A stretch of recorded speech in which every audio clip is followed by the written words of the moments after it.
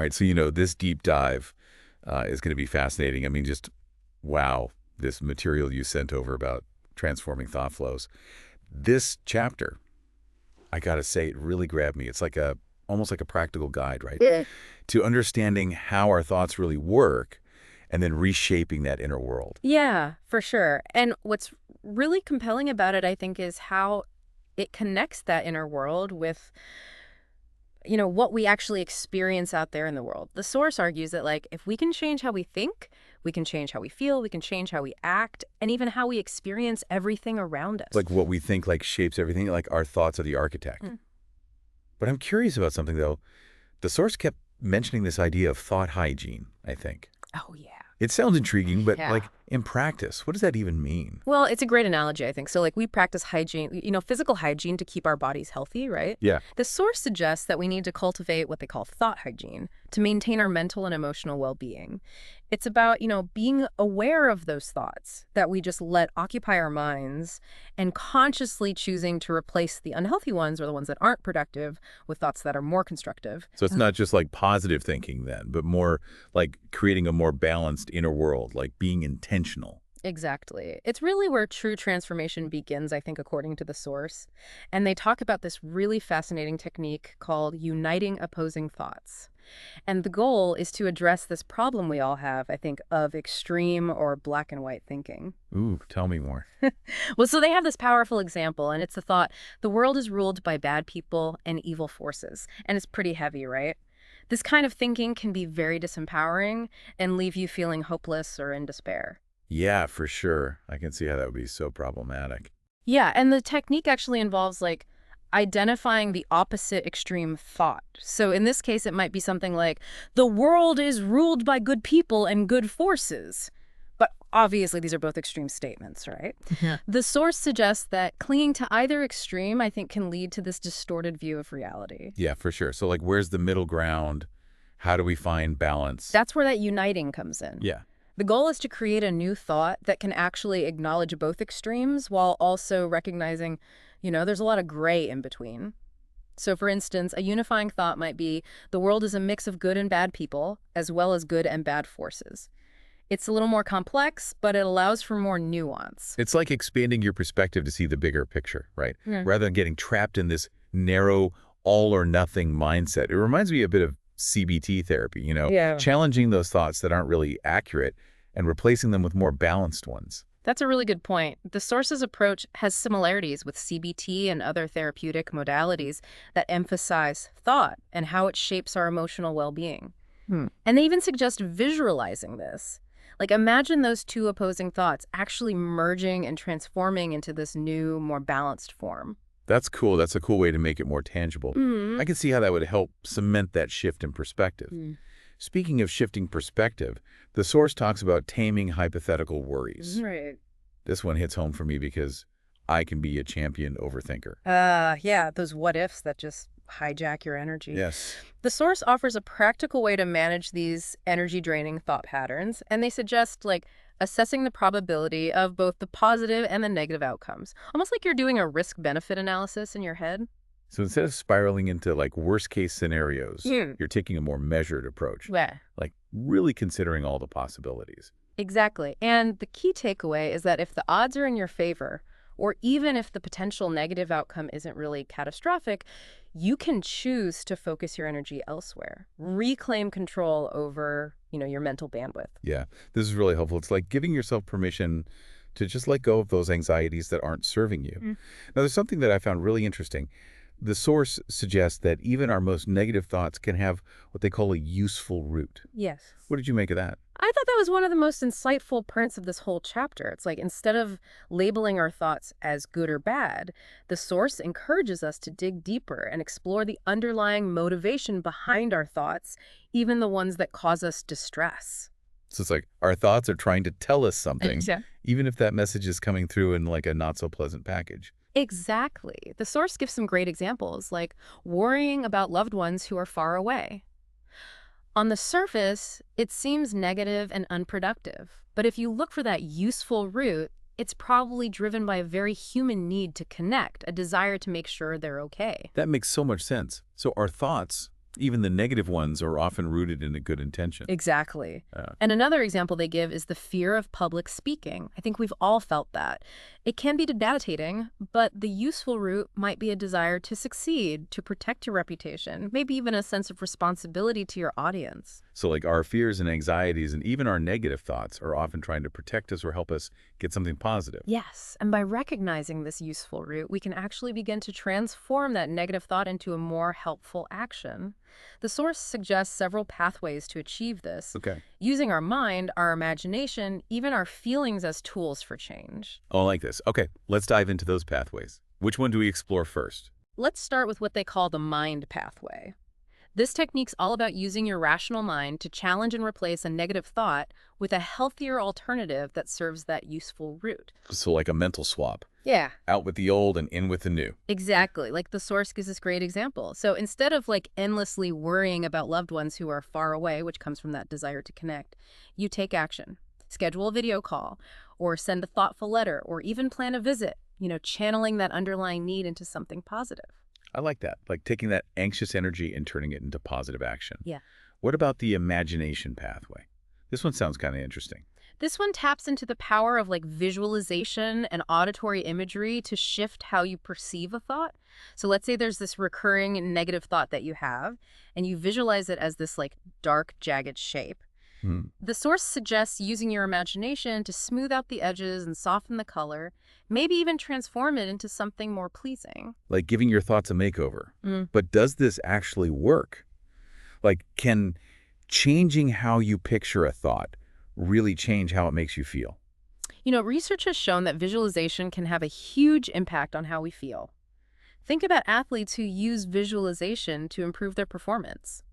They're basically training their minds to create this positive outcome, and it can actually have a real effect on their physical abilities. That's a great point. So you're using the same principle to retrain your thinking patterns. And what about using sound? You mentioned auditory imagery earlier. Yeah, imagine that negative thought as this harsh, discordant melody. Huh. Now use your imagination to transform it into a more harmonious or pleasing sound. Maybe it becomes like a soothing nature sound or a beautiful piece of music.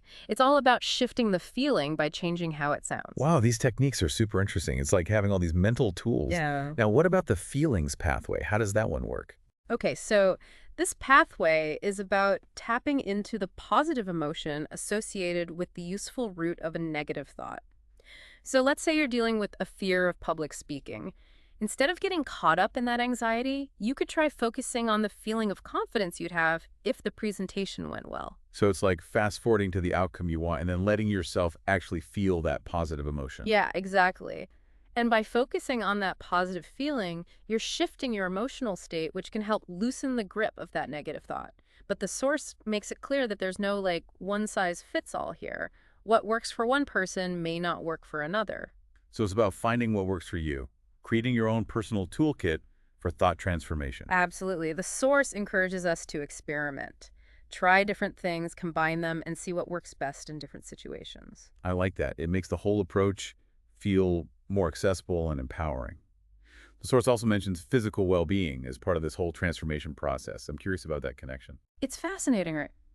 The source really believes that our physical and mental states are super interconnected.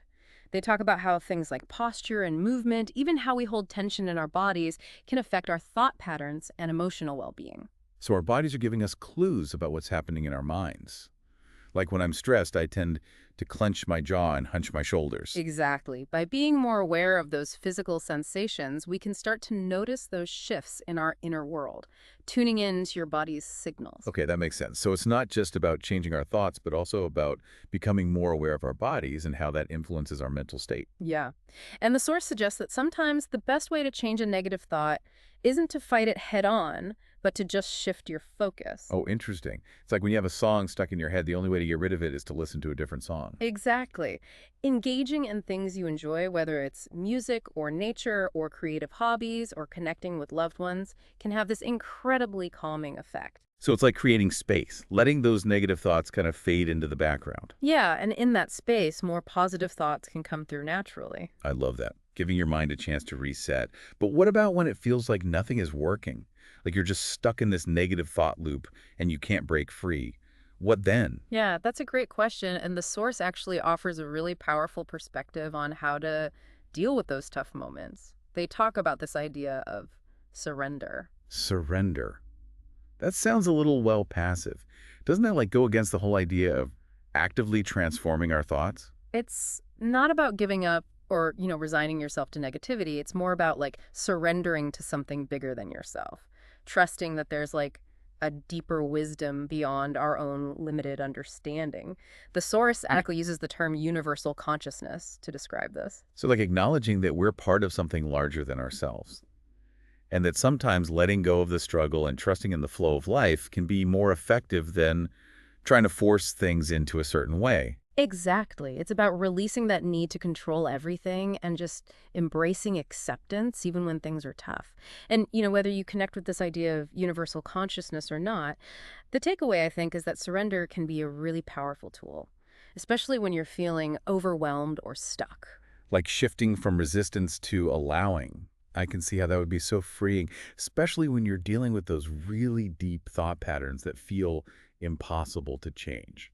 Yeah, and the source also emphasizes being gentle with ourselves through all of this. Transforming our thought flow isn't about reaching some perfect state of positivity. It's about recognizing that we're all a work in progress and setbacks are going to happen. Like learning any new skill. Yeah, There'll be times when we fall back into those old patterns, but the key is to just keep practicing and keep getting better. absolutely. Just like with exercise, the more we train our minds to think in more balanced and constructive ways, the stronger those mental muscles get. So it's about developing mental fitness, just like we work on physical fitness. I love that. The source also mentions that even positive thoughts can sometimes hold us back. Can you talk a bit more about that? That's a good point. So the source talks about how getting caught up in hypothetical worries, even if they come from good intentions, can drain us and distract us from the present moment. Like, for instance, planning a surprise party for a friend is a nice thing to do right.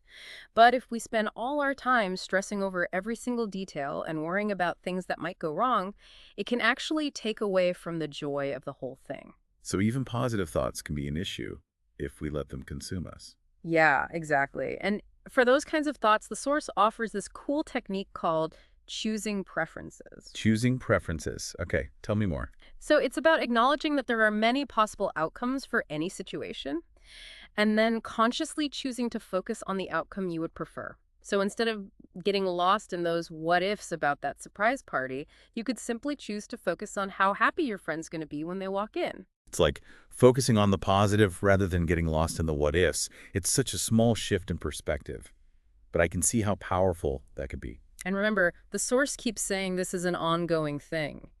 Transforming our thought flow isn't a one-time fix. It's a continuous journey of understanding ourselves better and refining how we think. So it's not about reaching this perfect state of mental clarity, but about understanding our own minds more and then creating a more balanced inner world. Yeah, exactly. And what's really cool about this approach is that it allows us to shape how we experience the world. It's pretty empowering. It's like we have the tools to design our inner worlds. And when we do that, it changes how we see the outer world too. This has been such a fascinating deep dive. We've talked about so many techniques for transforming thoughts directly, shifting our focus, working with those feelings behind our thoughts, and even surrendering to something bigger than ourselves. And we've really just scratched the surface. This chapter is packed with so many insights and practical techniques. I encourage you to go back and read it again, experiment with what speaks to you, and see for yourself how powerful it can be to shape your own thought flow. Well said. It's been a pleasure exploring all of this with you. And for all of you deep divers out there, keep those thoughts flowing and remember the power to transform your inner world is right there inside you.